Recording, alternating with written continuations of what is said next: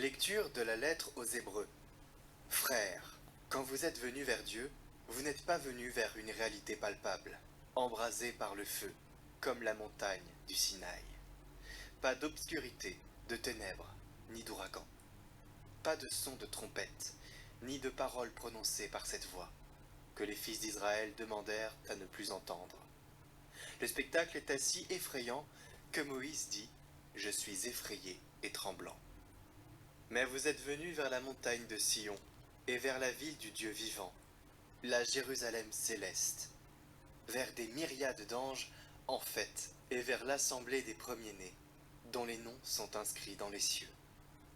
Vous êtes venus vers Dieu, le juge de tous, et vers les esprits des justes amenés à la perfection. Vous êtes venus vers Jésus, le médiateur d'une alliance nouvelle, et vers le sang de l'aspersion, son sang qui parle plus fort que celui d'Abel.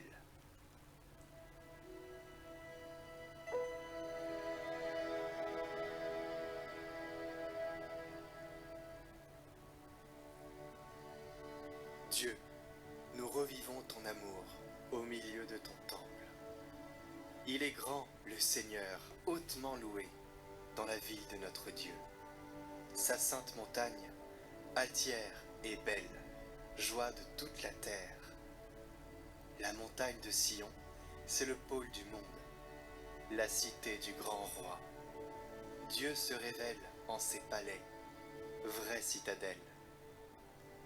Nous l'avions entendu, nous l'avons vu dans la ville du Seigneur, Dieu de l'univers, dans la ville de Dieu, notre Dieu, qui l'affermira pour toujours.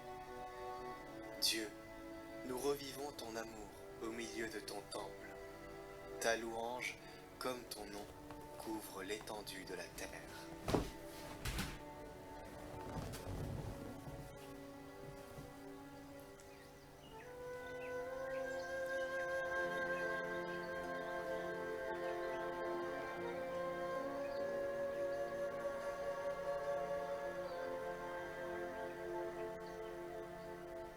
Évangile de Jésus-Christ selon saint Marc. En ce temps-là, Jésus appela les 12. Alors, il commença à les envoyer en mission 2 par 2. Il leur donnait autorité sur les esprits impurs, et il leur prescrivit de ne rien prendre pour la route, mais seulement un bâton. Pas de pain, pas de sac, pas de pièces de monnaie dans leur ceinture. Mettez des sandales, ne prenez pas de tunique de rechange. Il leur disait encore, « Quand vous avez trouvé l'hospitalité dans une maison, restez-y jusqu'à votre départ. Si dans une localité, on refuse de vous accueillir et de vous écouter, partez et secouez la poussière de vos pieds. Ce sera pour eux un témoignage. » Ils partirent et proclamèrent qu'il fallait se convertir. Ils expulsaient beaucoup de démons, faisaient des onctions d'huile à de nombreux malades et les guérissaient.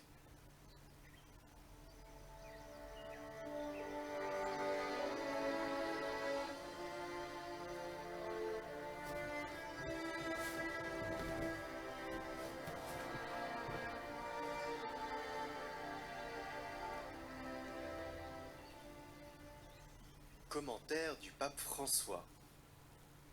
Nous vivons un moment de crise qui touche différents secteurs de l'existence, non seulement celui de l'économie, de la finance, de la sécurité alimentaire, de l'environnement, mais également celui du sens profond de la vie et des valeurs fondamentales qui l'animent. La coexistence humaine est marquée, elle aussi, par des tensions et des conflits qui provoquent insécurité et difficulté à trouver le chemin d'une paix stable. Dans cette situation complexe, où l'horizon du présent et de l'avenir semble caractérisé par des nuages menaçants, il est encore plus urgent de porter avec courage au sein de chaque réalité l'évangile du Christ, qui constitue une annonce d'espérance, de réconciliation, de communion, une annonce de la proximité de Dieu, de sa miséricorde, de son salut, une annonce du fait que la puissance de l'amour de Dieu est capable de l'emporter sur les ténèbres du mal et de conduire sur le chemin du bien. L'homme de notre temps a besoin d'une lumière sûre, qui éclaire sa route et que seule la rencontre avec le Christ peut donner.